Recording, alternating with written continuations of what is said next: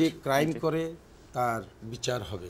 বাংলা ভাই আপনি দেখেছেন এই সরকার দল বল নিজের দলের লোকদেরকে শাস্তি দিতে দ্বিধা করেনি এবং করছে না। কোথায় দিচ্ছে আপনি দেখেন পত্রপত্রিকা যে সন্ত্রাস করে তার শাস্তি দেওয়া হচ্ছে, তাকে ধরে নেওয়া হচ্ছে। সুতরাং এই সরকারের যে আমরা কিন্তু বিএনপি বা জোট সরকার পজিটিভ রাজনীতিতে বিশ্বাস করে। আপনার বক্তব্যের মধ্যে আমাকে বলতে দিন, আমি আপনার সময় একটা কথা বলিনি, সেটাই আমরা জনগণকে বলতে চাই যে আমরা একটা দুম্রজাল সৃষ্টি করতে চাই না, আমরা টু দি পয়েন্ট বলতে চাই। বিএনপি সরকারের সবচেয়ে যে সার্থকতা, আপনি কথা বলতে পারেন, সেই স্বাধীনতা বিএনপি সরকার দিয়েছে এই দেশের জনগণকে। এই জোট সরকার আমরা মিথ্যা বলি দিয়ে কাউকে বাহবা নিতে চাই না, আমরা পজিটিভ রাজনীতিতে বিশ্বাস করি। আমরা আধুনিক বন্ধ করে এই দেশকে বিরাট একটা ক্ষয়ক্ষতির হাত থেকে রক্ষা করেছি। এটা আমাদের সবচেয়ে বড় সার্থকতা। আমরা আপনি আদমজিতে ছিল কোনো সরকারি ব্যবসা করা উচিত নয়। আজকে আমরা নিজেরা ব্যবসার সাথে জড়িত, লাভ লোকসান নিয়ে আমরা চলছি। কিন্তু আজকে দেখেন বাংলাদেশের রিজার্ভ যেখানে আওয়ামী লীগের আমলে $1 বিলিয়ন নিচে এসেছিল, আজকে $3.5 বিলিয়ন হয়েছে। দেশের ভাবমূর্তি উন্নতি হয়েছে।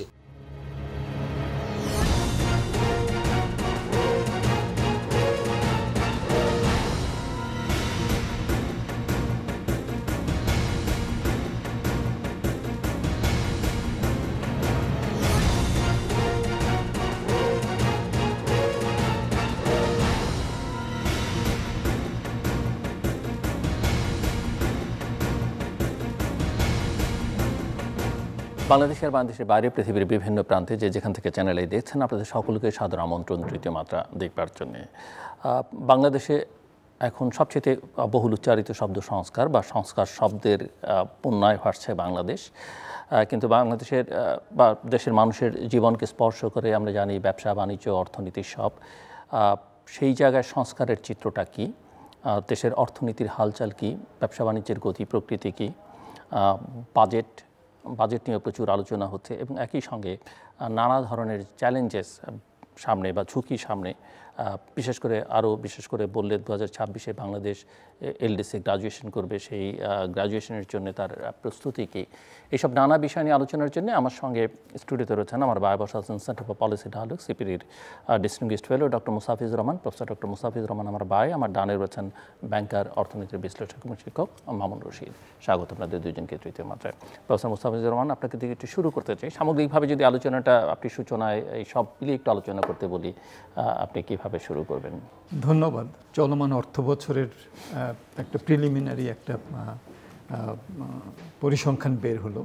আমাদের প্রবৃদ্ধি এবছর প্রাক্কলন করা হচ্ছে 3.97%, এবং এটা আমাদের বিগত সময়ের মধ্যে সর্বনিম্ন। হয়তোবা বলা যেতে পারে যে বিবিএস এখন প্রকৃত অবস্থাটা এখন দেওয়ার চেষ্টা করছে, সেটাও একটা কারণ। কিন্তু বাস্তব অবস্থাটা হলো যে আমাদের 4%-এর নিচে চলমান এই 2024-25 অর্থ বছরের প্রবৃদ্ধি হবে। বোঝাই যাচ্ছে যে বিভিন্ন যেসব অর্থনৈতিক সূচক আছে সেই সূচকগুলো বেশ চ্যালেঞ্জের মধ্য দিয়ে গেছে। প্রথম কোয়ার্টারে তো আমরা জানি যে জুলাই আগস্ট সেপ্টেম্বরে একটা বড় ধরনের একটা, যেহেতু আমাদের ছাত্র জনতার একটা বড় আন্দোলন ছিল, তখন একটা পরিবর্তন হলো, সেটার কারণে অর্থনীতির উপরে একটা অভিঘাত পড়েছে। কিন্তু তারপর অর্থনীতি কিন্তু এখনও যে ঘুরে দাঁড়ানো, সেটা কিন্তু আমরা এখনও দেখছি না। কিছু কিছু সূচক যদি আমি দেখি, যে বিশেষত যদি বহির্খাত দেখি, সেখানে কিছু ইতিবাচক প্রবণতা আমরা দেখছি। রিজার্ভের পতনটা সেটা কিছুটা রোধ করা গেছে, আমাদের যে বিনিময় হার টাকার সেটা কিছুটা স্থিতিশীল অবস্থার দিকে গেছে।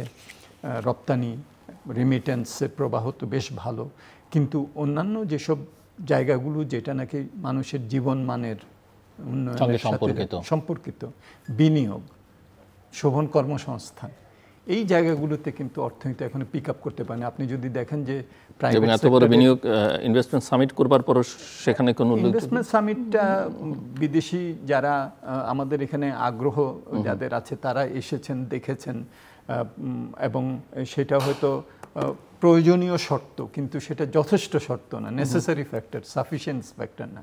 সাফিসিয়েন্ট ফ্যাক্টর হলো যে এই আগ্রহটাকে বাস্তবে কিভাবে আমরা পরিণত করি। বাস্তবে পরিণত করতে গেলে আমাদের বিভিন্ন যে ধরনের বিজনেস এনভায়রনমেন্টের পরিবেশের সাথে যেগুলো নাকি আমাদের প্রয়োজন, সেই জায়গাগুলোতে তো এখনও আমরা কিন্তু উঠে দাঁড়াতে পারিনি। আমাদের প্রাতিষ্ঠানিক সক্ষমতার যে জায়গাগুলো, সেই জায়গাগুলোতে এখনও দুর্বল রয়ে গেছে। এই যে 2018 সালে আমরা একটা অ্যাক্ট পাস করেছিলাম, ওয়ান স্টপ সার্ভিস অ্যাক্ট। সেখানে অনেকগুলি সেবা দেওয়ার কথা ছিল, কিন্তু সেই সেবাগুলি যদি আমরা না দিতে পারি তাহলে তো সামিট করলেও তারা তো ওই সেবা পাবেন না। এখন নিষ্কণ্টক জমি হয়তো আমরা স্পেশাল ইকোনমিক জোনগুলোতে দিতে পারবো, কিন্তু তারপরে গ্যাসের সাপ্লাই লাগবে, মানসম্মত ইলেকট্রিসিটি দরকার হবে, ডিসপিউটস রেজলিউশন ভালো একটা সিস্টেম লাগবে। সো এইসব জায়গাগুলোতে সো আমার মনে হচ্ছে সবচেয়ে যেটা, এবং এইবারেরও যে প্রাক্কলনটা করা হচ্ছে, আমাদের যে ইনভেস্টমেন্ট জিডিপির যদি অংশ হিসেবে ধরি 30%-এর কম আছে, আর ব্যক্তি খাতের ইনভেস্টমেন্ট গত কয়েক বছরে এটা 24-25%-এর কাছাকাছি রয়ে গেছে। সুতরাং এই জায়গাটা আমি মনে করি যে একটা বড় যে আদি যে সমস্যাটা, সেটা হলো মূল্যস্ফীতি। এই মূল্যস্ফীতিটা কিন্তু গত মানে রাশিয়া ইউক্রেন যুদ্ধের পর থেকে এটা 10-এর উপরে ছিল, এবং এখনও 10-এর খুবই কাছাকাছি আছে। আপনি যদি দেখেন যে জুলাই মাসে সেটা প্রায় 13% ছিল, সেখান থেকে হয়তো এখন এটা 10-এর একটু নিচে আসছে, কিন্তু এখনও খুবই উচ্চ স্তরে আছে। এবং এটার ফলে যেটা হয়েছে, আমরা কন্ট্রাকশনের মনিটারি পলিসি সংকোচনমূলক নিচ্ছি, সেটার কারণে আবার আমাদের ইন্টারেস্ট রেট অনেক হাই আছে, এখন পলিসি রেট 10%-এর কাছাকাছি।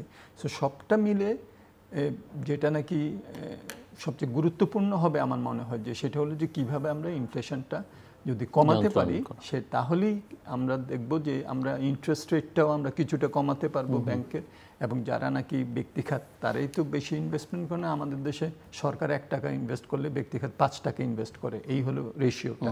তো ব্যক্তিখাত কিন্তু এখনো পর্যন্ত লাভজনকভাবে ওরকম, যেটা নাকি স্থানীয় বাজারমুখী যেটা ব্যক্তিখাত, রপ্তানিমুখী যেটা আছে সেটা মোটামুটিভাবে যেহেতু বাইরের একটা চাহিদা আছে সেটা করছে। সেখানেও ভলিউম ড্রিভেন আমরা বিশ্লেষণ করে দেখলাম, নট প্রাইস ড্রিভেন। প্রাইস কিন্তু অতটা আমরা ভালো পাচ্ছি না, কিন্তু ভলিউমটাকে বাড়িয়ে আমরা সেই জন্য রপ্তানি আয়টা বাড়াচ্ছি। যেটা নাকি আমাদের সেভিং গ্রেস যেটা আমাদের, সেটা হলো রেমিটেন্সের। রেমিটেন্সটা আমাদের এখন এই বছরে হয়তো $7 বিলিয়ন বেশি আসবে। সেটার ফলে অভ্যন্তরীণ একটা চাহিদাও সৃষ্টি হয়, কারণ টাকাটা তো যাচ্ছে বিভিন্ন হাউস হোল্ডে। সো এইটাকে ভিত্তি করে যদি অর্থনীতিকে চাহিদার দিক থেকে যদি আমরা যদি একটা চাপ আসে, সরবরাহ যদি রেসপন্ড করে, তাহলেই ব্যক্তি খাতের যে বিনিয়োগটা, এই বিনিয়োগটা হয়তো বাড়বে। সো আমার মনে হয় এই জায়গাটা একটা বড় একটা সমস্যার মধ্যে আমরা পড়েছি। আরেকটা যেটা আমি বলবো মূল, সেটা হলো যে দেখেন আমাদের এই যে রাজস্ব আদায়, আমাদের কিন্তু আশা ছিল যে এই বড় পরিবর্তনের ফলে এই যে আমরা সর্বনিম্ন আমাদের রাজস্ব এবং ট্যাক্স এটার জিডিপির সাথে যে এটার রেশিও, এটাকে আমরা বেরিয়ে আসতে পারবো। এখানে একটা বড় ধরনের একটা উদ্যম হয়তো লাগবে। তো সেইটা হয়তো প্রযুক্তিকে কাজে লাগালে বেসটাকে বড় করার জন্য যে ধরনের আর কি একটা মুভমেন্টের মতো করা, সেটা কিন্তু এখনো পর্যন্ত আমরা দেখিনি। ঘুরে ফিরে কি আস্থার সংকটটাই প্রধান? একটা বড় হলো যে আস্থা সংকটের জায়গাটা একটা আমি দেখি যে অনিশ্চয়তা। হ্যাঁ, অনিশ্চয়তার একটা সংকট তো আছেই, কারণ যিনি বিনিয়োগ করবেন তিনি তো একটা প্রেডিক্টেবল একটা টাইম ফ্রেমের মধ্যে বিনিয়োগটা করতে চান। সো সেইটা একটা ব্যাপার আছে। আর অন্য যেটা আমার মনে হয় যে সেটা হলো যে শুধু আমরা সেই অনিশ্চয়তাটা না, আমার যদি সরবরাহ সক্ষমতা, আমার যদি যে ধরনের সেবা দেওয়ার কথা সেগুলো যদি আমরা না করতে পারি, তাহলে তো একটা নিশ্চয়তা যদি হয়, মনে করেন যে একটা নির্বাচন হলো, একটা তখন একটা নিশ্চয়তার পরিবেশ হলো, কিন্তু সেটা না দিতে পারলে তো আমরা বিনিয়োগ যারা করবে তাদেরকে আকর্ষণ করতে পারবো না। সো এখানে প্রাতিষ্ঠানিক সক্ষমতা, অবকাঠামোগত প্রাপ্যতা, বিভিন্ন ধরনের যে প্রণোদনা, নীতি সহায়তা, যেমন আমাদের একটা বড় আমি দেখি যে আমাদের বাণিজ্য নীতি এবং আমাদের শিল্প নীতি, এটার মধ্যে যে একটা যে সমন্বয়, এখানে একটা বড় অভাব থাকে আমাদের। অনেক সময় এগুলোকে একটু সাইলোভাবে আমরা প্রণয়ন করার চেষ্টা করি। সো এই জায়গাগুলোতে আমাদের এখন হাত দিতে হবে আমার মনে হয়। মিস্টার মামুন রশিদ। না, ধন্যবাদ। অত্যন্ত ভালো লাগছে যে অধ্যাপক মোস্তাফিজুর রহমান এখানে যোগ দিয়েছেন। সো উনি তো নিজেই বললেন অনেকগুলো কথা যে বিনিময় হার, রপ্তানি, প্রবাসী আয় এগুলো ভালো করছে, রাজস্ব ঘাটতির কথা বললেন। তারপরে যে বিষয়টি হয়তো আরও আলোচনা করতেন সময় পেলে কিংবা পরবর্তীতে করবেন হয়তো, সরকারের ঋণ। সরকার রাজস্ব আদায় যেহেতু আমাদের এত কম, এখন তো আন্দোলন চলছে, আন্দোলনের কারণে আরো থ্যাঙ্ক গড একটা জায়গায় গিয়ে থমকে দাঁড়িয়েছে, আমরা উই কুড স্টপ। তারা বলছেন যারা বিবেচনা করছেন ফেরত আসবেন। সেই ক্ষেত্রে তো আমরা আমাদের মে জুন মাসটা যারা রাজস্বের সাথে আমরা সরাসরি জড়িত থেকে অভিজ্ঞতা থেকে দেখেছি, May June is very critical month for national board of revenue. সেইখানে আমাদের প্রায় 15 থেকে 20% রেভিনিউ আসে মে জুন মাসে, বিশেষ করে জুন মাসে। সো সেইটা আমাদের একটা বিরাট ইস্যু। দ্বিতীয় হচ্ছে সরকার যেহেতু তার আকাঙ্ক্ষিত রাজস্ব পাচ্ছে না কিংবা বিভিন্ন সূত্র থেকে তার আকাঙ্ক্ষিত টাকা পয়সা, এটা বিদেশি বিনিয়োগ হোক, সেটা বিদেশি সাহায্য হোক, সুতরাং সেই ক্ষেত্রে সরকারকে ক্রমাগত ঋণ করতে হচ্ছে। তো ক্রমাগত ঋণ করলে যতই আমরা বলি না কেন যে বাংলাদেশের মতো বিকাশমান অর্থনীতিতে এগুলো ইস্যু না, পরিবেশ আমরা উন্নত করব, চাঁদাবাজি কমাবো, কিন্তু যে এসএমইটা আমাদের অর্থনীতির একটা বিরাট অংশ হচ্ছে, প্রায় 62% হচ্ছে আমাদের স্মল অ্যান্ড মিডিয়াম এন্টারপ্রাইজেস। তো সুতরাং তারা কিন্তু কোনো টাকা পাচ্ছে না। আর বড়রা আপনি কি দেখেছেন যে আমরা এই পর্যায়ে দাঁড়িয়ে আছি 22% মতো আমাদের মন্দ ঋণ, যেটা মাননীয় গভর্নর এবং বাংলাদেশ ব্যাংকের প্রাক্কলন হচ্ছে যখন নতুন এই ক্লাসিফিকেশনের পদ্ধতি চালু হবে, ইনফ্যাক্ট চালু হয়ে গেছে মার্চের পর থেকে। সো সেটার কার্যকরণ চলছে। তো এখন এটা জুন নাগাদ গিয়ে দাঁড়াবে প্রায় 30% মোট ঋণের, মানে 17 লক্ষ কোটি টাকার এই মোট ঋণের প্রায় 30% দাঁড়াবে আমাদের মন্দ ঋণ। মন্দ ঋণের জিনিসটা কি, ব্যাংকগুলোর তারল্য সংকটে কাজ করে, ওরা অবদান রাখে। দ্বিতীয় হচ্ছে তারা এই টাকাটা এসএমই খাত, হাংরি স্ট্রিম যেগুলো ইকোনমির, যারা আমাদের মতো বিকাশমান অর্থনীতির জন্য মানে প্রাণদায়ী খাত, এগুলা ছোট্ট ছোট ক্ষুদ্র মাঝারি শিল্প, তারা টাকা পাচ্ছে না। নারী উদ্যোক্তারা টাকা পাচ্ছে না। তরুণ নতুন উদ্যোক্তারা টাকা পাচ্ছে না, যাদের আইডিয়া আছে, ইনোভেশন আছে, তারা টাকা পাচ্ছে না। দ্বিতীয়, সরকার যখন ক্রমাগত ঋণ করছে, সেই ক্ষেত্রে একটা তো আমরা অর্থনীতির ভাষায় আমরা 101 কোর্সে পড়াই যে ইয়েতে ক্রাউডিং আউট ইফেক্ট। সরকার যদি প্রতিযোগিতার নামে যে আমি কত টাকা নেব, কারণ আপাত অর্থে আমাদের মতো গরিব দেশে একটা ধারণা, যদি এটি সত্য নয়, যে সরকার বোধহয় as an obligor, as a borrower is much more safer, তাই না? যদিও সারা পৃথিবীতে ইউনিলিভারের রেটিং, প্রক্টর অ্যান্ড গ্যাম্বেলের rating may be much higher than any sovereign rating like Bangladesh, Sri Lanka, Pakistan or even India. আমরা অনেক এটাকে বলে ইনভেস্টমেন্ট গ্রেড।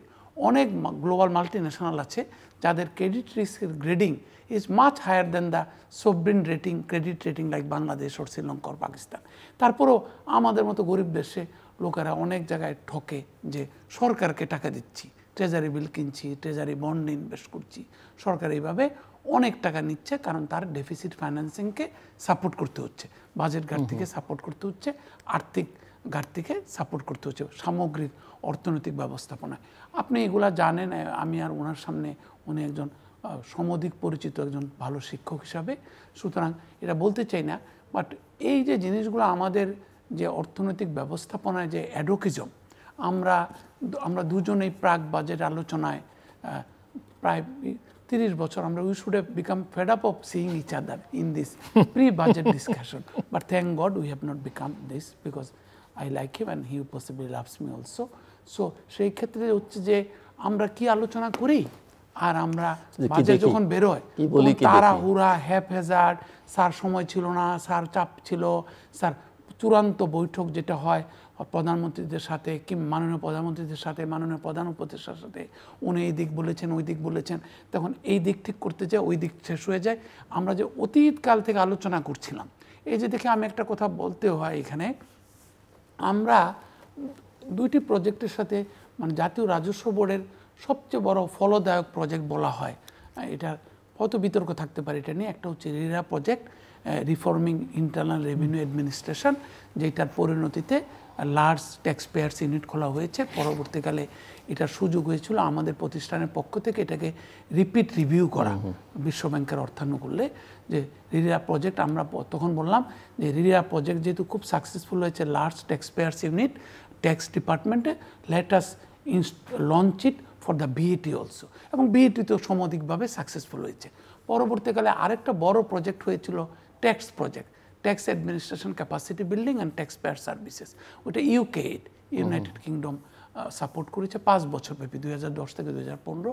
সেখানে আমাদের কাজ করার সুযোগ হয়েছে এবং ওখানে আমরা এই যে স্প্লিটার আজকের স্প্লিটের কথা টাস্ক ফোর্সের আলোচনা আসলো, সব কিছু বলা হচ্ছে, আন্দোলন চলছে, আমরা কিন্তু বলেছিলাম আমরা বিশেষভাবে 3টি দেশকে প্রণিধানযোগ্যভাবে এনেছিলাম।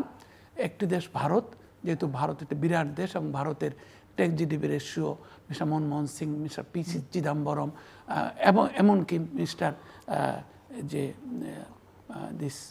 প্রণব মুখার্জি যখন ফাইন্যান্স মিনিস্টার ছিলেন এবং পরবর্তীকালে দিস লেডি অলসো, সো অনেক সংস্কার করেছে এবং তাদের tax GDP ratio is much more stable, much more sustainable and much more encouraging.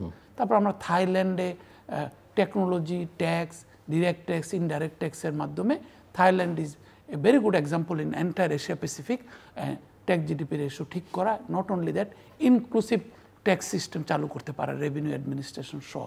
R third হচ্ছে একটা সিএস কান্ট্রিকে আমরা নিয়েছিলাম উদাহরণ হিসাবে, যে তাদেরও টেকনোলজির কারণে এস্তোনিয়া অ্যান্ড কিরগিস্তান 2টা দেশকে আমরা বিবেচনায় নিয়েছিলাম যে তাদেরও tax GDP ratio is very good. তো এগুলোর আলোকে আমরা বলেছিলাম তখনই, আপনি যদি ট্যাক্স প্রজেক্টের যারা দেখবেন দর্শকরা যদি বিবেচনায় নেন, বিশেষ করে ওই সময় যারা জাতীয় রাজস্ব বোর্ডের সাথে কাজ করেছিলেন, সেই ক্ষেত্রে আমরা বলেছিলাম যে ডিরেক্ট ট্যাক্স এবং ইনডাইরেক্ট ট্যাক্সের আলোকে, ডিরেক্ট ট্যাক্স মানে income tax, corporate tax and international tax, indirect tax মানে হচ্ছে কাস্টমস অ্যান্ড ভিএটি। সো এটার আলোকে যাতে স্প্লিটটা করা হয়, স্প্লিট করা যেতে পারে, এগুলা কিন্তু কোনো কিছু বিবেচনা নেওয়া হলো না।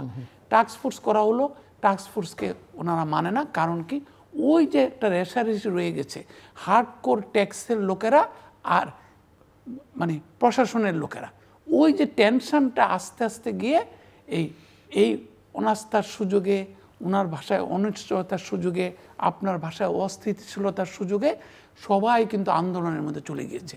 এখন আজকে যখন আমি যেহেতু আমি প্রাতিষ্ঠানিকভাবে বিদেশি বিনিয়োগকারীদের আকাঙ্ক্ষা বাস্তবায়নের সাথে সম্পৃক্ত কিছুটা অনেক বছর যাবতেই, সেই ক্ষেত্রে তারা এখন প্রশ্ন করছে what is happening in Bangladesh, what will happen, will there be an election. অথচ আমরা কিন্তু অনেক দেশের উদাহরণ জানি, সেই ক্ষেত্রে কিন্তু মানে ইলেকশন হয় নাই, ইলেক্টেড গভর্নমেন্ট হয়তো নাই, হয়তো সামরিক শাসক, কিন্তু তারা অনেক বিনিয়োগ আনতে পেরেছে। কেন? কোহেসিভ পলিসি, কিংবা তারা স্ট্রং পজিশন নিতে পেরেছে। আমরা তো না নির্বাচনের ব্যাপারে আলাপ করতে পারছি, না আমরা কোনো স্ট্রং পজিশন নিতে পারছি। আজকে দেখেন আমরা সেক্রেটারিয়েটে ঢুকতেই পারছি না, সমস্ত মিটিং ক্যান্সেল করা হয়েছে। এনবিআরের কথা তো বললামই আমরা, তারপরে পুলিশ যে উইক, সেটা তো মাননীয় প্রধান উপদেষ্টা নিজে বলেছেন, বারবার বলছেন। তারপরে এই যে বিভিন্ন গ্রুপের সাথে একটা দ্বন্দ্বমুখর অবস্থা, তারপরে প্রাইভেট সেক্টরকে কানেক্ট করা যাচ্ছে না, প্রাইভেট সেক্টরের কিছুতে আস্থা আনা যাচ্ছে না। আর সবচেয়ে বেশি সংকট, আপনার মনে আছে কিনা আগের প্রধানমন্ত্রীর কাছে ব্যবসায়ীরা আকুল আবেদন জানিয়েছিলেন যে কোনো মূল্যে আমাদেরকে জ্বালানি দেন, উই ডোন্ট মাইন্ড, আমাদেরকে জ্বালানি সরবরাহটাকে নির্বিঘ্ন করে দেন আপনি। আমাদের কিন্তু এখন প্রধান সমস্যা কিন্তু এই যে উনি রপ্তানির কথা বললেন, উনি প্রবাসী আয়ের কথা বললেন, কিন্তু আমাদের যদি জ্বালানির সমস্যাটা সমাধান না করতে পারি, আমি দামের আলোচনায় নাই বা গেলাম, জ্বালানি সরবরাহের ব্যাপারটা, কোনো গ্যাসের কোনো প্রেশার পাচ্ছে না। 10:30টার দিকে একটুখানি আসে গাজীপুর, রাজেন্দ্রপুর, আমাদের ইন্ডাস্ট্রিয়াল বেল্টে, চিটংয়ে, সীতাকুণ্ড, ওই সমস্ত বেল্টে, তারপরে মিরেশ্বরের বেল্টে, তারপরে আর সারাদিন থাকে না। এইভাবে কিভাবে জ্বালানি তেল আমদানি করে কিংবা আমরা শিল্প কলকারখানাকে চালু রাখবো।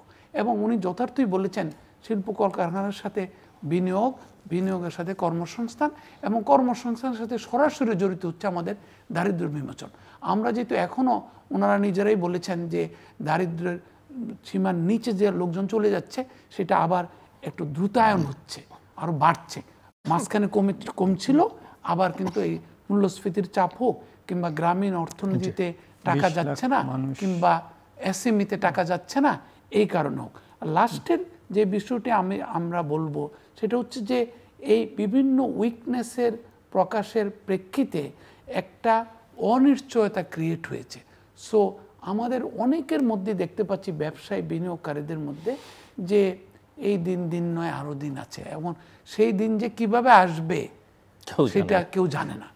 ওই অনিশ্চয়তাটা আমাদেরকে আরো বেশি বোধহয় ক্ষতিগ্রস্ত করছে। যার কাছে টাকা আছে সে টাকাটা বের করছে না, কিংবা আমরা ভেবেছিলাম যারা তোষকের নিচে টাকা নিয়ে গেছেন, মানে কিংবা বালিশের নিচে টাকা নিয়ে গেছেন, হয়তো একটা ডিমনিটাইজেশন করা উচিত কিনা অন্যান্য দেশের আলোকে, কিন্তু সেই ধরনের আর্থিক খাতের জন্য শক্তিশালী ডিসিশন নেওয়ার মতো অবস্থা কিন্তু সরকারের আছে বলে আমরা দেখছি না আপাতত।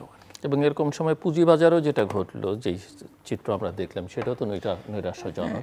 অনেকগুলো প্রসঙ্গ তার মধ্যে সরকারের ঋণ উনি আশা করছেন যে বিষয়টা। মামুন অনেকগুলি গুরুত্বপূর্ণ কথা বলেছেন, এবং আপনি দেখবেন যে আমাদের দুইজনের কথার মধ্যেই কিন্তু রাজস্বের বিষয়টা, এটা গুরুত্বপূর্ণ। 2 তারিখে জুনের বাজেট দেওয়া হবে শুধু সেই জন্য না, কারণ হলো যে আমাদের যদি অগ্রসর হতে হয় তাহলে আমাদেরকে অভ্যন্তরীণ সম্পদ আহরণকে প্রাধান্য দিতে হবে।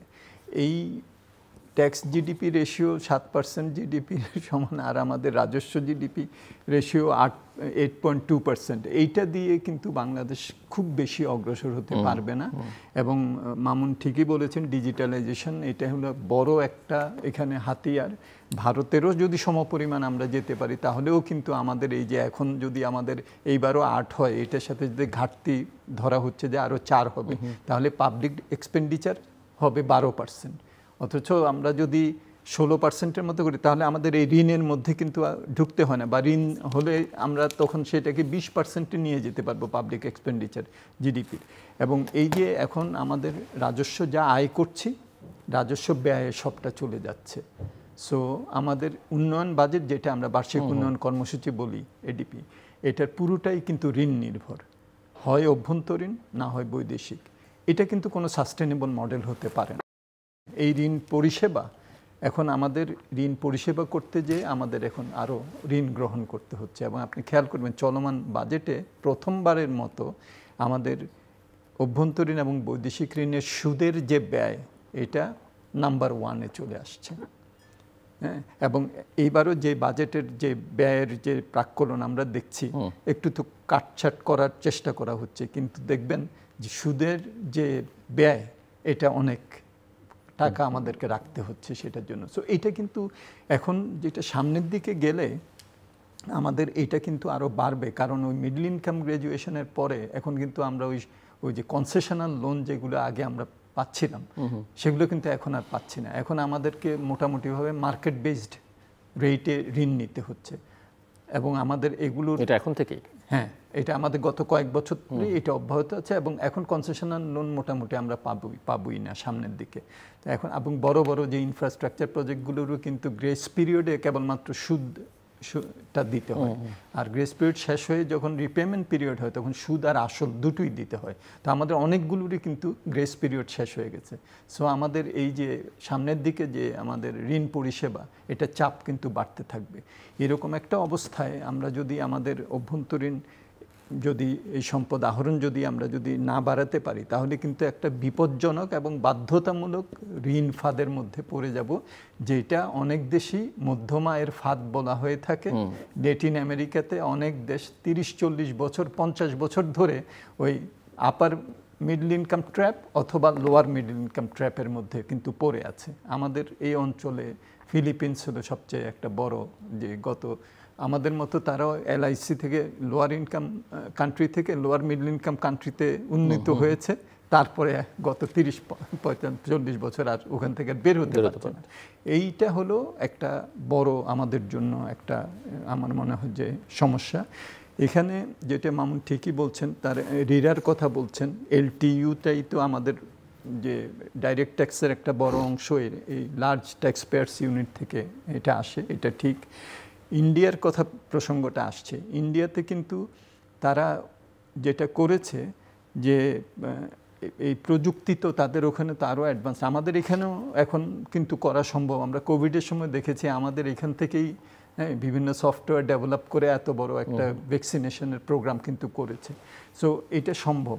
এখন আমাদের আপনি দেখেন ভারতে আপনার ইনকামের সাথে এক্সপেন্ডিচারকে ম্যাচ করানোর জন্য ওদের যে একটা, ওদের তো আমরা বলি হলো টিন, ওরা বলে প্যান, পার্সোনাল অ্যাকাউন্ট নাম্বার, ওইটার সাথে ওরা আধার একটা নাম্বার আছে, যেটা আমাদের দেশে কিন্তু এনআইডি নাম্বারটা আধারের মতো হতে পারতো। এখন ওরা 2021 থেকে এটা বাধ্যতামূলক করেছে যে আপনি যখন নাকি ইনকাম ট্যাক্স সাবমিট করবেন আধার নাম্বারও সাবমিট করতে হবে। বড় একটা খরচ করতে গেলে আধার নাম্বারটা দিতে হবে। তখন কিন্তু সব চলে আসছে যে ইনকাম আমি কম দেখাতে পারবো না। তখন আমার প্রশ্ন করবে তাহলে আপনি কিভাবে মার্সিডিজ বেঞ্জ কিনলেন আর কিভাবে ফার্স্ট ক্লাসে 3 বার বাইরে গেলেন, ওইটা নাম্বারটা দিতে হবে। সো এই বিষয়ে এগুলো আমাদের এখন আসলে চিন্তা করার দরকার ছিল। এখন একটা সুযোগ আসছে, হ্যাঁ এই জায়গাগুলোতে রিফর্ম করা দরকার। এটা যদি না করা যায় তাহলে কিন্তু ওই যেটা বললাম ঋণের যে ব্যাপারটা, এবং তখন কেবলমাত্র তো বৈদেশিক ঋণ না, আমাদের অভ্যন্তরীণ এই ব্যাংকিং খাতে ক্রাউডিং আউট, হ্যাঁ এটাও হতে পারে। যদি ইনভেস্টমেন্ট একটু পিক আপ করে তাহলে তো ব্যাংকে টাকার জন্য যাবে, সেখানে যদি যথেষ্ট তারল্য না থাকে তখন তো সমস্যা হবে। সুতরাং সেই সব জিনিসটা চিন্তা করে একটু যদি ফরওয়ার্ড লুকিংভাবে আমরা এগুলোকে দেখি তাহলে আমার মনে হয় যে হয়তো আগামী অর্থ বছরে যেটা আমরা এখন তো বাজেট দিবে, এটা বাস্তবায়ন হবে হয়তো এই অন্তর্বর্তী সরকারের সময় একটা বড় অংশ বাস্তবায়ন হবে। সো তখন হয়তো কিছুটা আমরা এই যে একটা ট্র্যাপের মধ্যে যে পড়ে যাওয়া যে ঋণ ফাঁদ, এটা থেকে কোন সময়ের মধ্যে বাস্তবায়ন হবে, কারণ ইলেকশনের যে টাইম ফ্রেম দেওয়া হচ্ছে তাতে করে পুরো মেয়াদও যাওয়ার চান্স আছে। সেইটা জুলাই জুন, এখন সেটার উপরে নির্ভর করবে যে কখন এটা হয়। বাজেট দেখলে আপনি কিছুটা বুঝতে পারবেন যে হ্যাঁ সেটাই। না উনি যথার্থই বলেছেন। আরেকটা সমস্যা হচ্ছে কি, যেটা আমরা অনেক সময় পাই না আলোচনার জন্য, একটি তো রয়েছে আপনি জানেন আমাদের গোড়ায় কিছু কিছু গলদ রয়েছে। সেটা হচ্ছে কি বাজেট নিয়ে কখনো না আলোচনা হয় না। মানে সংসদে বাজেট যখন আলোচনা শুরু হয়, বাজেট অধিবেশন, তখন কিন্তু মহামান্য রাষ্ট্রপতি একটা বক্তব্য রাখেন। মহামান্য রাষ্ট্রপতির বক্তব্য নিয়ে এত সময় চলে যায়, বাজেট পেশের পরে আসলে ওই সময়ও বাজেটের আলোচনা বাদ রেখে মহামান্য রাষ্ট্রপতির ভাষণের উপরে ধন্যবাদ প্রস্তাব চলতে থাকে। তো একটা তো হচ্ছে নো অ্যাকাউন্টেবিলিটি, আমরা সংসদ কথা বলি, কিন্তু আমাদের যে একটা প্রধান দলিল একটা বিকাশমান অর্থনীতির জন্য বাজেট, সে বাজেট তো শুধু দৈনন্দিন ব্যয় নির্বাহের একটা খতিয়ান না, এটার মধ্যে ভিশন থাকবে, মিশন থাকবে, ইমপ্লিমেন্টেশন স্ট্র্যাটেজি থাকবে, হাউ ডু আই মানে ইনক্লুসিভ ডেভেলপমেন্ট স্ট্র্যাটেজির একটা রিফ্লেকশন থাকবে, যে আমি ওই যে সমাজের বঞ্চিত জনগোষ্ঠীকে কিভাবে বাজেটারি ইনসিডেন্সের মাধ্যমে এগিয়ে আনবো, মেইন স্ট্রিমিং করব, ইকোনমিতে উপখাতগুলোকে প্রধান খাতে কীভাবে রূপান্তরিত করব, কিংবা আমাদের অনেকটা অগোচরে পাবলিক সার্ভেন্টদের অগোচরে, নীতি নির্ধারকদের অগোচরে যদি কোনো জায়গায় যদি মেদ জমে, কিংবা কোনো জায়গায় যদি নতুন সমুদ্রে নদীতে যদি চর জমে, যেটা অর্থনীতির মতো আর কি, যেখানে সারপ্লাস জেনারেট হচ্ছে, সেখানে আমি কিভাবে ট্যাক্স ইনসিডেন্সের আন্ডারে আনবো, সেগুলোর জন্য একটা পরিকল্পনা প্রয়োজন। তো সেই পরিকল্পনাটা কারা করবে? এটা বাজেট আসার আগে আগে আলোচনা করবে নাকি সারা বছর ব্যাপী? যে কারণে আপনি দেখেছেন ভারতে আরেকটি উদাহরণ অথবা মুস্তাফিজুর রহমানের জন্য বিশেষভাবে পরিধানযোগ্য, সেটা হচ্ছে নীতি আয়োগ। তারা প্ল্যানিং কমিশনটাকে ভেঙে দিয়ে আমরা দেখেছি নীতি আয়োগ গঠন করার পরে এই যে একটা প্রাইভেট পাবলিক সেক্টরের মধ্যে যে একটা কনভার্জেন্স সৃষ্টি হলো, একটা যে মানে প্রচণ্ড প্রত্যেকের যার যার মানে ক্রিডেন্সিয়াল নিয়ে, ক্যাপাসিটি নিয়ে, মানে কনফিডেন্স নিয়ে তারা একে অপরকে হেল্প করতে পারলো। একদিকে যারা নীতি আয়োগের সরকারি কর্মকর্তা, ও আরেকদিকে আধার বাস্তবায়নের জন্য, জিএসটি বাস্তবায়নের জন্য টেকনোলজির সাপোর্ট নিয়ে নান্দান নীলেকানি। তো দুজনে কিন্তু মানে নান্দান নীলেকানি আপনি জানেন যে উনি কিন্তু কংগ্রেসের টিকিট পেয়েছিলেন ইলেকশন করার জন্য, উনি হেরেছেন।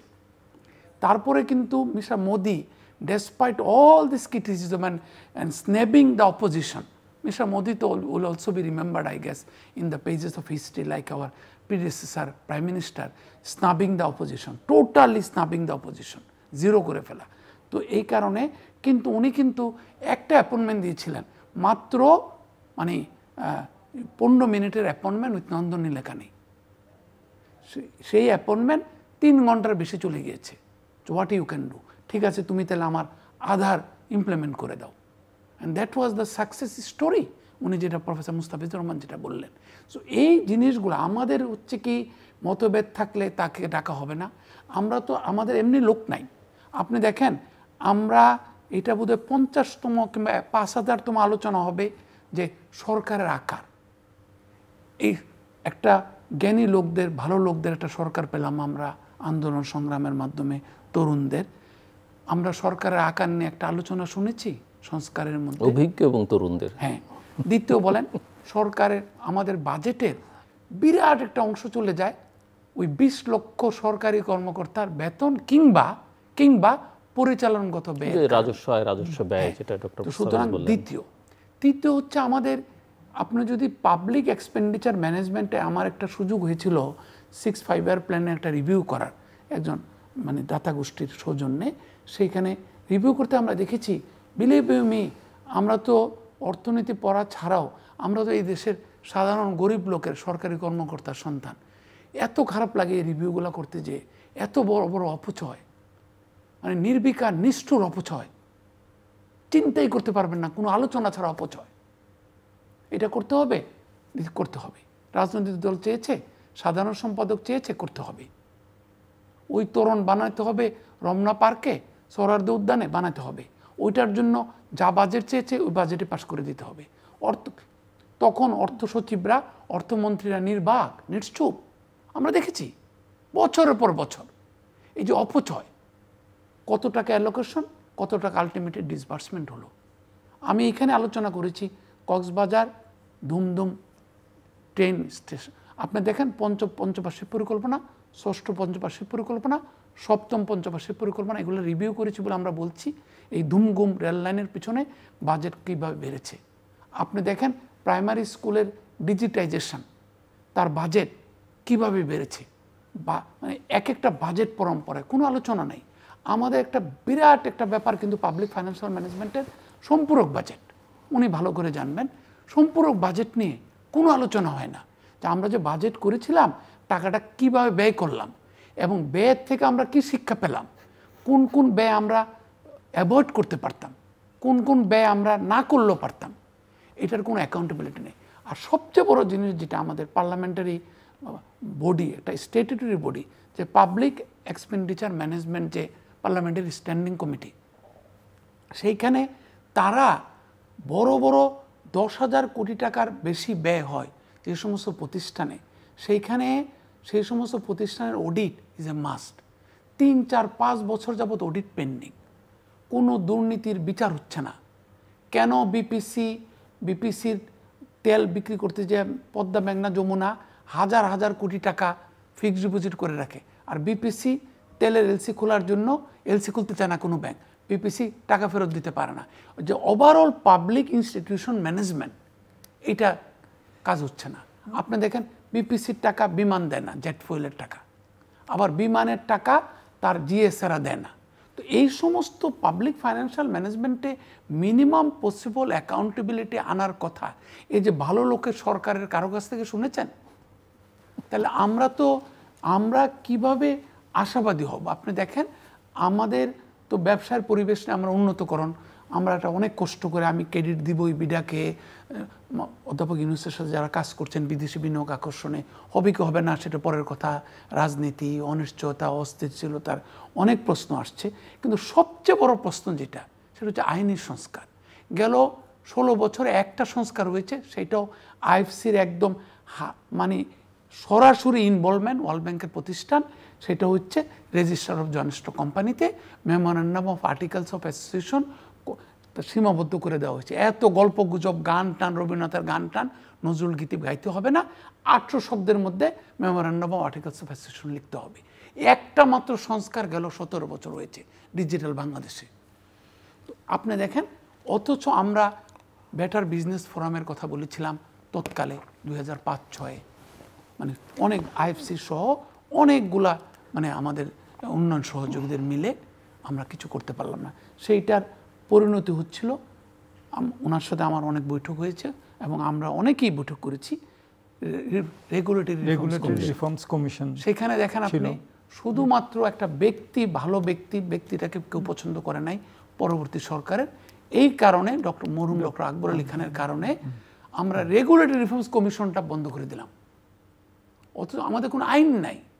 আপনি জানেন না কত যে লোক, কত উদ্যোক্তা যে হয়রানির শিকার হচ্ছে, হাইকোর্টে, জেলা কোর্টে, দায়রা জজ আদালতে ঘুরছে। কোম্পানি ফরমেশনের কোনো পরিষ্কার নির্দেশনা নাই, তারপরে নমিনেটেড ডিরেক্টরদের কোনো নির্দেশনা নাই, ইন্ডিপেন্ডেন্ট ডিরেক্টরদের রোল অ্যান্ড রেসপন্সিবিলিটি নির্দেশনা নাই, বিদেশি ডিরেক্টরদের নির্দেশনা নাই, তারপর কিভাবে কি হবে, কিভাবে কোম্পানি ফর্ম করবে, কে দায়ী হবে, কেন নেই। তো আমি মনে করি যে অফকোর্স আমরা তো আশা করতেই পারি, এবং আমাদের মানে আন্তর্জাতিকভাবে স্বীকৃত সবচেয়ে বুদ্ধিমান লোকটা আমাদের এখন প্রধান, এটা তো কোনো সন্দেহ নেই। আমি আপনি যেটাই ভাবি না কেন, আমরা তো ভেবেছিলাম, আমরা দেখিয়েছি জাতিসংঘের অধিবেশনে উনি যখন গেলেন, আমাদের নোবেল বিজয়ী অধ্যাপক মোহাম্মদ ইউনূস আমাদের গর্বের ধন, যে আমরা ভেবেছিলাম অনেকেই টাকার ঝুড়ি নিয়ে এগিয়ে আসবে। তাহলে টাকার ঝুড়ি নিয়ে যদি এগিয়ে আসে, তাহলে কেন সরকার এত ঋণ করছে? সরকার মানে তার সেন্ট্রাল ব্যাংক তার নিজের কোষাগার থেকে মানে দৈন্য দশায় পড়া ব্যাংকগুলোকে 20,000 কোটি টাকা সহায়তা দিতে হয়েছে, তাৎক্ষণিক সহায়তা। সো এইগুলা যদি আমরা বন্ধ না করতে পারি, এবং আমরা যেভাবে আমরা বাজেটারি ম্যানেজমেন্ট করছিলাম, বাজেটারি অ্যালোকেশন করছিলাম, কিংবা এডিপি বাস্তবায়ন করছিলাম, সেগুলোর মধ্যে যদি কিছু আমরা কোনো চেঞ্জ না করতে পারি, কাঠামোগত চেঞ্জ, আমার তো মনে হয় না যে আমরা মারাত্মকভাবে আশাবাদী হওয়ার কোনো যৌক্তিকতা আছে। প্রফেসর মুস্তাফিজুর রহমান, আপনি বলবেন যে দুটো আমার দিক থেকে, একটা হচ্ছে যে ওই যে আমরা এলডিসি গ্রাজুয়েশনের চ্যালেঞ্জের কথা বলছিলাম, কোনো উদ্যোগ আছে কিনা আসলে, এটা একটু আমি বুঝতে চাইব। আরেকটা হচ্ছে যে ভারতের সঙ্গে বাংলাদেশে তো পলিটিক্যাল একটা টেনশন আছে, তার বাইরে ট্রেড রিলেটেড টেনশনগুলো আমরা দেখতে পাচ্ছি, সেটাও আমি আসছি। জাস্ট মামুনের দুটো ইস্যু আমি 1 মিনিটে বলে তারপরে যদি আসতে পারি। একটা যেটা মামুন ঠিকই বলেছেন, regulatory reforms commission, doctor Akbar Ali Khan ওটা চেয়ারম্যান ছিলেন, আমি ওটা সদস্য ছিলাম, সেজন্যই আমার স্মৃতিতে ওই সময়টা চলে আসলো, এবং উনি কিভাবে আমাদের ওই সময়ে কাজটা করেছিলেন। এবং উনি প্রথম দিনই বলেছিলেন যে নতুন যদি কোনো প্রভিশন যদি করতে হয়, কোনো রেগুলেশন যদি আসে, তাহলে পুরনো দুইটা গিলোটিন করতে হবে। হ্যাঁ, সো এইভাবে কিন্তু উনি জিনিসটাকে শৃঙ্খলের মধ্যে নিয়ে আসছিলেন। এবং মামুন মনে থাকতে পারে যে যখন নাকি গভর্নমেন্ট আসলো, তখন কিন্তু বলেছিল যে এইটা একটা তারা কন্টিনিউ করবে, কিন্তু পরবর্তীতে কিন্তু আর করে নাই। এটা একটা আমার মনে হয় যে রেগুলেটরি রিফর্মস, এটা খুবই গুরুত্বপূর্ণ। আর দ্বিতীয় যেটা, সেটা হলো যে আমরা সবসময় বলি যে 1 টাকা যদি আমি সেভ করি, ওইটা 1 টাকা সঞ্চয়ের সমপরিমাণ। হ্যাঁ, তা আমি যদি রাজস্ব আদায় আমার যদি করি, তাহলে সেটা আমার আদায় হলো, কিন্তু আমি ব্যয়টা যদি সাশ্রয়ী 1 টাকা সেভ করি, ওটাও কিন্তু আমার 1 টাকা আদায় হলো, এটার সমপরিমাণ। এখন আমাদের পাবলিক এক্সপেন্ডিচার রিফর্মস কিন্তু ওইভাবে অনেক দিন ধরেই হয়নি। এবং এটা ঠিকই বলেছে মামুন যে আমাদের বড় বড় অবকাঠামো, এগুলোতে যখন নাকি এটার ব্যয় যখন বেড়েছে, এটা যে আবার নতুন করে দেখা যায় এটা আর ভায়েবল হবে কিনা। আমি তো ওই যে হোয়াইট পেপারে আমি মেগা প্রজেক্টগুলো দেখছিলাম, যেগুলো আগে অনেক চেয়েও পাইনি, পরবর্তী আরটিআইও করেছিলাম, কিন্তু সেগুলো আমাদেরকে দেয়নি। কিন্তু পরবর্তীতে এগুলো যখন দেখলাম যে 1800 কোটি টাকার প্রজেক্ট 18,000 কোটি টাকাও হয়েছে। কিন্তু যখন নাকি একটা প্রজেক্ট হয়, তখন তো এটার একটা নেট প্রেজেন্ট ভ্যালু কি, ইন্টারনাল রেট অফ রিটার্ন কি, এটার ইকোনমিক রেট অফ রিটার্ন কি, ফাইন্যান্সিয়াল রেট অফ রিটার্ন কি, এগুলো হিসাব করা হয়। হ্যাঁ, যখন কিন্তু এগুলো বেড়েছে, ওগুলোর কোনো হিসাব নাই, জাস্ট বিভিন্ন কম্পোনেন্ট ঢুকে প্রজেক্টের এটা আকার বেড়েছে, এবং এগুলো জনগণের ট্যাক্সের টাকা কিন্তু এইসব প্রজেক্ট। সো আমাদের এখন সাশ্রয়ী হওয়া, সময় মতো শেষ করা প্রজেক্ট, এটা একটা অগ্রাধিকার পাওয়া উচিত। দেখছি যে এটা কিছুটা কাজ হচ্ছে, দেখলাম এইবারের এডিপি বাস্তবায়নের ক্ষেত্রে সমাপ্য প্রকল্পগুলোকে অগ্রাধিকার দেওয়া, নতুন প্রকল্প নেওয়ার ক্ষেত্রে সতর্কতা, এটা করা হয়েছে। আপনি যেটা বললেন, এলডিসি গ্র্যাজুয়েশনটা তো একটা বড় ধরনের, আমরা ডিসেম্বর 1975 সালে আমরা এলডিসি অন্তর্ভুক্ত হয়েছি। তো আমরা প্রায় 50 বছর পরে আমরা এখান থেকে বেরিয়ে যাচ্ছি। একদিকে এটা শুধু সরকার না, এটা বাংলাদেশের জনগণ, উদ্যোক্তা, নন স্টেট অ্যাক্টার্স, তাদের এটা আমি মনে করি যে এটা একটা বড় স্বীকৃতি। কিন্তু অন্য দিক থেকে আপনি জানেন যে বাজার সুবিধা আমরা পাই বিভিন্ন জায়গায়, আমাদের এক্সপোর্টের প্রায় 71% মতো আমরা বিভিন্ন দেশে শূন্য শুল্ক সুবিধা পাই, এগুলো চলে যাবে। আমরা যখন মেডিসিন করি, এটা যদি প্যাটেন্টেড হয়, আমাদের প্যাটেন্ট লাগে না, লাইসেন্স লাগে না, যেহেতু আমরা এলডিসি, এগুলোতে আমাদের লাগবে। সুতরাং 2026-এর 24শে নভেম্বরের পরে কিন্তু অনেকটাই চেঞ্জ হয়ে যাবে। যদিও ইউরোপিয়ান ইউনিয়ন, ইউকে, কানাডা বলছে যে আরও 3 বছর দিবে। চীন, মাননীয় প্রধান উপদেষ্টা চীনে যখন গেছেন বলছেন যে 2028 পর্যন্ত আমরা দেব। সো এইগুলোর পরে কিন্তু 2-3 বছর পরে তো আমাদেরকে আবার সেই একটা নতুন পরিবেশে যেতে হবে। তো আমাদের একটা স্মুথ ট্রানজিশন স্ট্র্যাটেজি করা হয়েছিল, ভালো। এটার মধ্যে কি কি করতে হবে সব ভালোভাবে লেখা আছে, এখন বাস্তবায়ন করা। যেমন ওখানে আমি 2টা এক্সাম্পল দিই। একটা হলো যে সিঙ্গেল উইন্ডো করতে হবে, কারণ ওই যে বিনিয়োগকারীরা বিভিন্ন জায়গায় যেতে হয়, হ্যাঁ, তাহলে তাকে এটা একটা বড় সুবিধা তার জন্য। হ্যাঁ, তারপরে দেখেন এই যে শূন্য শুল্ক সুবিধা যখন আমি চলে যাবে, তখন এটাকে আমি কম্পেনসেট করি কিভাবে। আমার লজিস্টিক্স পলিসি একটা আছে, ওটাকে যদি আমি ভালোভাবে বাস্তবায়ন করতে পারি, তাহলে কিন্তু ওর কস্ট অফ ডুইং বিজনেসটা কমে। সো এই জায়গাগুলোতে এখন আমাদেরকে হাত দিতে হবে। এইটা আমাদের পলিসিগুলো আছে ইন প্লেস, বাট এগুলো গুরুত্বপূর্ণ। আমাদের দেখেন ভিয়েতনাম 22টা দেশের সাথে তার ফ্রি ট্রেড এগ্রিমেন্ট, আমাদের তো একটা দেশের সাথে এখনও নাই। তো এগুলো করতে গেলে আমার কমপ্লায়েন্স ঠিকমতো শক্তিশালী করা, আমাকে বাজার সুবিধা নির্ভর প্রতিযোগিতা সক্ষমতা থেকে দক্ষতা এবং উৎপাদনশীলতা নির্ভর প্রতিযোগিতা সক্ষমতা আমার যেতে হবে। এটা করতে গেলে আমাদেরকে উৎপাদনশীলতা বাড়াবো কীভাবে, দক্ষতা বাড়াবো কীভাবে, এইসব জায়গায় বিনিয়োগ করতে হবে, এগুলো করতে হবে।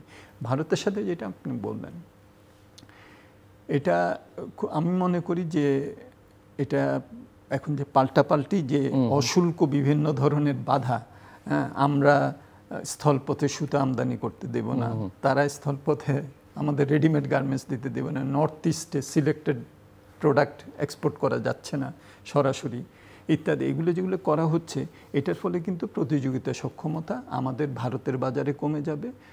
তাদের থেকেও যে আমরা যে আনতেছি, দেখেন এই যে সুতা যখন আমরা স্থলপথে আনার কথা না করলাম, আমাদের স্থানীয় সুতা উৎপাদনকারীরা কিন্তু খুশি হয়েছে, কিন্তু রেডিমেড গার্মেন্টসের যে যারা, হ্যাঁ, বিজিএমএ, বিকেএমএ, তারা কিন্তু বলেছে যে না, এটাতে তো আমাদের খরচ বেড়ে যাবে। এটা সুতরাং এগুলোতে কিন্তু কারোরই লাভ হয় না। আমি যদি একটা প্রতিবন্ধকতা করি, এটা কিন্তু মনে হতে পারে যে হয়তো বা এটা আমার জন্য সুবিধা হলো, কিন্তু এটা আমার ভোক্তার জন্য এটা একটা অসুবিধা। আপনি জানেন পেঁয়াজ যখন বন্ধ হয়ে গেছিল কি অবস্থা হয়েছিল, বা 2007 সালে যখন চাল রপ্তানি ইন্ডিয়া বন্ধ করে দিল। সো এই জায়গাগুলোতে আমার মনে হয় যে পাল্টাপাল্টি যে অশুল্ক পদক্ষেপ যেগুলো, এগুলোর থেকে আমাদের বেরিয়ে এসে একটা আলাপ আলোচনা করা দরকার। দেখেন এখনও কিন্তু এই ট্রান্সশিপমেন্টটা নেপাল এবং ভুটানের জন্য কিন্তু চালু আছে, বাংলাদেশের জন্য। আমরা নেপাল থেকে 40 megawatt hydro electricity Indian grid ব্যবহার করে কিন্তু আমরা নিচ্ছি। হ্যাঁ, আমাদের মাথার বাড়িটা ভায়াবল হবে যদি আমরা নর্থ ইস্টের ট্রেডটা আমরা পেতে পারি। ভারত 2011 সাল থেকে শূন্য শুল্ক সুবিধা বাংলাদেশকে দিচ্ছে। কোথায় আমরা আলাপ আলোচনা করে ভারত যাতে করে চীন বা ইউ বা ইউকের মতো আমাদেরকে ওইটা আরও সম্প্রসারিত করতে পারে 2026-এর পরে, সেই আলোচনাটাই আমাদের যাওয়ার কথা। সো আমার মনে হয় যে, এবং দেখেন ভারত একটা $700 বিলিয়ন আমদানি করে থাকে, আমার রপ্তানি তো মাত্র $2 বিলিয়ন। সো এটাও একটা, আমি যদি আমার এখানে ফরেন ডাইরেক্ট ইনভেস্টমেন্ট এনে ভারতমুখী যদি আমি একটা সেখানে বাণিজ্য করতে পারি, এখন কিন্তু অনেকটাই আমার মনে হয় যে মানে ট্রেড কানেক্টিভিটিটাকে আমরা ইনভেস্টমেন্ট কানেক্টিভিটি এবং আমাদের এই লজিস্টিক্স এবং ট্রান্সপোর্ট কানেক্টিভিটি যেটা আছে, এটার সাথে একটা ত্রিমাত্রিক যদি একটা সংশ্লেষ করা যায়, তাহলে কিন্তু ভারতের এই বড় বাজারটাই আমরা প্রতিযোগিতা সক্ষমভাবে ঢুকতে পারবো। সো এখন যখন আমরা বলি যে বিনিয়োগ বাড়াতে হবে, বৈদেশিক বিনিয়োগ আসবে, তারা কোথায় যাবে? একটা আমার স্থানীয় বাজার, আরেকটা হলো আমার বৈদেশিক বাজার। সেখানে তো আমাদের এই আঞ্চলিক বাজারটা একটা বড় ধরনের একটা আমাদের সুবিধা দিতে পারে। আমি মনে করি লাস্ট ওয়ার্ড যে 21 শতাব্দীতে বাংলাদেশকে যেতে হয়, আমার মনে হয় যে আমরা ভাগ্যবান যে একটা বড় দুইটা বাজারের মাঝখানে আমরা আছি। ভারত $750 বিলিয়ন আমদানি করে, চীন $2800 বিলিয়ন আমদানি করে। আমি যদি সরবরাহ সক্ষমতা বাড়াতে পারি তাহলে এই দুইটার উপরে কাঁধে ভর করে একবিংশ শতাব্দীতে উন্নত হওয়া সম্ভব। না, আমি তো সম্পূর্ণ একমত ওনার সাথে। আমি তো নিজেই একজন leading trade policy analyst of the region আমি বলবো, প্রফেসর মুস্তাফিজুর রহমান। সেক্ষেত্রে আমার তো আর কোনো দ্বিমত না। আমি শুধু এটাই বলি যে এটাকে সমাধান, how to work the talk. Tension তো আমরা জানি ভারত কেন টেনশন, পলিটিক্যাল টেনশন, বাট এখন তো ইকোনমিক ডিপ্লোমেসির সময়। এখন সেটা তো অনেক দেশে, শুধু আজকে না, আমরা একটা বই পড়েছিলাম এই কমিউনিস্ট এর উপরে, রিখার্ড জোর্গে, আপনার মনে আছে কিনা? সো তখন এই চিলি, তখন এই অনেকগুলো দেশ, রাশিয়া, এমনকি ভারতও তার বিশেষ বিশেষ দেশে যারা ডিপ্লোমেট নিয়োগ দিত তারা দেশের উপর নির্ভর করে ডিপ্লোমেটদের ব্যাকগ্রাউন্ড নিশ্চিত করত যাদের অ্যাপয়েন্টমেন্টের ক্ষেত্রে, যে ওখানে আমার economic diplomacy will be more loud than political diplomacy, so let us consider a person with better credential in economic diplomatic management. তো সেই ক্ষেত্রে আমরা তো মনে করি, একটা কথা বলা হয়, আমাদের ছোটোবেলা আমাদের ক্যাডেট কলেজে আমাদের টিচার বলতেন, আমরা তো মানতে চাইতাম না, আমাদের বাংলার টিচার ছিলেন ফৌজদারের ক্যাডেট কলেজে, তো উনি, নামটা নাইবা বললাম, উনি বলতেন যে শোনো, দুইটা কথা বলি, একটা কথা হচ্ছে বাবা মা আর হচ্ছে এই যে প্রতিবেশী, এটাকে চেঞ্জ করতে তোমার ডিসিশনে চেঞ্জ হবে না। সো তুমি যে তোমার এই বাবা মার ঘরে এসছো, এটা গড গিফটেড, অনেকে বলে। প্রতিবেশীও অনেকটা গড গিফটেড। যেমন প্রতিবেশীর সাথে আপনার প্রতিবেশী যদি হয় একটা বিরাট প্রতিবেশী, যে নাকি আপনাকে এটা টেনশনে ফেলার জন্য যথেষ্ট, সেখানে শুধুমাত্র পলিটিক্যালি তাদেরকে ফেস করলে খুব একটা কাজ হয় বলে আমার মনে হয় না। আমরা মেক্সিকো, ইউএসের উপরে বর্ডার ছবি হয়েছে, তারপরে পোল্যান্ড এবং তার প্রতিবেশী দেশ চেক রিপাবলিক অ্যান্ড আদার্সের উপরে ছবি হয়েছে, নাটক হয়েছে, সামাজিক অনেক কিছু আমরা দেখতে পেয়েছি। সো প্রতিবেশী সুলভ আচরণ, প্রতিবেশী সুলভ বাণিজ্য, প্রতিবেশীর সাথে বাণিজ্য, দুটি দেশ আপনি বলেন মার্কেট, ইমার্জিং মার্কেট পৃথিবীতে বলা হচ্ছে, একটা চীন, কারণ মধ্যবিত্তের বিকাশ, আর একটু হচ্ছে ভারত, এগেন মধ্যবিত্তের বিকাশ এবং মধ্যবিত্তের ক্রয় ক্ষমতা বাড়া। সেই ক্ষেত্রে ভারত সবচেয়ে বিকাশমান একটি অর্থনীতি। এখন পৃথিবীর যত ব্র্যান্ড আছে, চায়নাতে এখনও মানে সমস্ত ব্র্যান্ড ঢুকতে পারছে না, পারেনি, বিভিন্ন টেনশন আছে ইউএস চায়না, কিন্তু ভারত কিন্তু ইজ এ মানে real destination model for all the brands in the world. এবং ব্র্যান্ডের বিক্রির উপরে আলাদা স্ট্যাটিস্টিক্স হচ্ছে এখন ভারতে, ব্র্যান্ড রিসার্চ হচ্ছে ভারতে, বিকজ মধ্যবিত্তের বিকাশ এবং তাদের ক্রয় ক্ষমতার বৃদ্ধি। তো সেই ক্ষেত্রে আপনি ভারত, আপনি দেখেন আমাদের দুইটা ব্র্যান্ডের কথা বলি, একটা মার্কস অ্যান্ড স্পেন্সার, আমাদের মার্কস অ্যান্ড স্পেন্সারের সোর্সিং শুরু হলো, এবং আমাদের মার্কস অ্যান্ড স্পেন্সারের রিজনাল ম্যানেজার হলেন বাংলাদেশি বংশোদ্ভূত একজন। এটা একটা কারণ। দ্বিতীয় কারণ হচ্ছে বাংলাদেশের ব্যবসায়ীরা ভারত থেকে বেশি এগিয়ে গেছে গার্মেন্টসে, রেডিমেড গার্মেন্টসে। সো মার্কস অ্যান্ড স্পেন্সারের যত ভারতীয় স্টোর আছে, এখানে তো স্টোর নাই, সমস্ত স্টোরে কিন্তু আপনি দেখবেন মেড ইন বাংলাদেশের আধিক্য। দ্বিতীয় একটি ব্র্যান্ড হচ্ছে Decathlon, sportswear including knit fabric, knit wears, সেখানে 55 to 60% সোর্সিং হচ্ছে বাংলাদেশ থেকে। সো ভারতের স্টোরগুলাতে ওই যে জিরো ট্যারিফ এগুলার সুযোগে তারা কিন্তু মেনে নিয়েছে। ভারতের নিম্নবিত্ত মধ্যবিত্ত গ্রাহকরা মার্কস অ্যান্ড স্পেন্সার এবং ডেকাথলনকে প্রচুর ভিজিট, ফুটফল বলি আমরা, ফুটফল অ্যানালাইসিসে দেখা গিয়েছে প্রচুর ভারতীয়রা এখানে মেড ইন বাংলাদেশ কিনছে। অ্যাপার্ট ফ্রম আমাদের border trade, apart from north east eastern স্টেটগুলোর সাথে আমাদের ট্রেড এবং সম্ভাব্য ট্রেড যেটা উনি বললেন, তো সেই প্রেক্ষিতে আমরা আশা করেছিলাম মোর ডিপ্লোম্যাটিক এনগেজমেন্ট, যে আমি যতটুকু ডিসিশন মেকার যারা আছে আমার সামান্য অডিয়েন্সে তাদেরকে আমি বলেছি যে ওই শিক্ষকের কথার উদ্ধৃতি দিয়ে যে প্রতিবেশী আর বাবা মা তুমি চেঞ্জ করতে পারো না, তোমার ইচ্ছায় চেঞ্জ হবে না। সেই দুর্লভ উপলব্ধির আলোকে আমাদের আমরা পলিটিক্যাল টেনশনের বাইরে গিয়ে কমার্শিয়ালি এবং ডিপ্লোম্যাটিক্যালি মোর এনগেজড হতে হবে। এবং আমাদের এখন একজন রাষ্ট্রদূত গিয়েছেন নতুন, আমরা অত্যন্ত আশাবাদী যে ওনাকে যদি কাজ করতে দেওয়া হয়, ওনার সাথে যদি আমাদের একটা মাত্র মিনিস্ট্রি যেখানে 4 জন হয় প্রতিমন্ত্রী নাহলে মন্ত্রী পদমর্যাদার লোক রয়েছেন, সেটা হচ্ছে ফরেন মিনিস্ট্রি। সুতরাং ফরেন মিনিস্ট্রি অন্তত ফরেন মিনিস্ট্রির কাজটুকু করলেও আমাদের এই টেনশন অনেক কমবে। এবং প্রফেসর মুস্তাফিজুর রহমান যেটা বললেন যে সেই লক্ষ্যে আমাদের আরও ট্রেড, আরও ভারতের বাজারে রপ্তানি, আমাদের রপ্তানি জিরো ট্যারিফের সুযোগ নিয়ে বিশেষ করে নর্থ ইস্টার্ন স্টেটগুলোতে। আর লাস্ট একটা কথা বলি, আমরা যাতে একটা ভূ রাজনীতির আলোচনাটা আসেনি বলে, ওই যে বে অফ বেঙ্গল আমাদের হবে, এই বে অফ বেঙ্গল আমাদের হবে না, এটা নির্মম নিষ্ঠুর সত্য কথা। সুতরাং মার্কিন যুক্তরাষ্ট্রের একার পক্ষে এত দূর থেকে এসে বে অফ বেঙ্গলে কন্ট্রোল নিয়ে নেবে তার কোনো মিত্র রাষ্ট্রের মাধ্যমে, আর চীন আর ভারত দুইটি বর্ধিষ্ণু বাজার, অধ্যাপক মুস্তাফিজুর রহমানের উদ্ধৃতি দিয়ে বলছি, তারা চুপ করে চোখ বন্ধ করে চোখে ঠুলি দিয়ে বসে থাকবে, এটা যদি আমরা ভাবি এবং আমাদের রাজনীতিবিদ, আমাদের নীতি নিয়ন্ত্রক সংস্থাগুলো তারা যদি সক্ষম হতে পারে, আমি অত্যন্ত বাহবা দেওয়ার জন্য মানে অপেক্ষায় রইলাম। Thank you doctor Mustafizur Rahman. খুব ছোট্ট করে খুব ছোট্ট করে বলি, যে আলোচনাটা আমরা করলাম সেটা থেকে যেটা বেরিয়ে আসছে সেটা হলো যে আমাদের অর্থনীতির তো এই যে এলডিসি গ্র্যাজুয়েশন একটা সম্ভাবনা তো অবশ্যই আমরা সৃষ্টি করেছি বলেই এই জায়গায় আসছি, কিন্তু সামনের দিকে এগিয়ে যাওয়ার ক্ষেত্রে অভ্যন্তরীণ এবং বৈদেশিক এবং আঞ্চলিক যে পরিবেশ, এটা খুবই চ্যালেঞ্জিং আমি দেখছি আগামী কয়েক বছর বাংলাদেশের জন্য।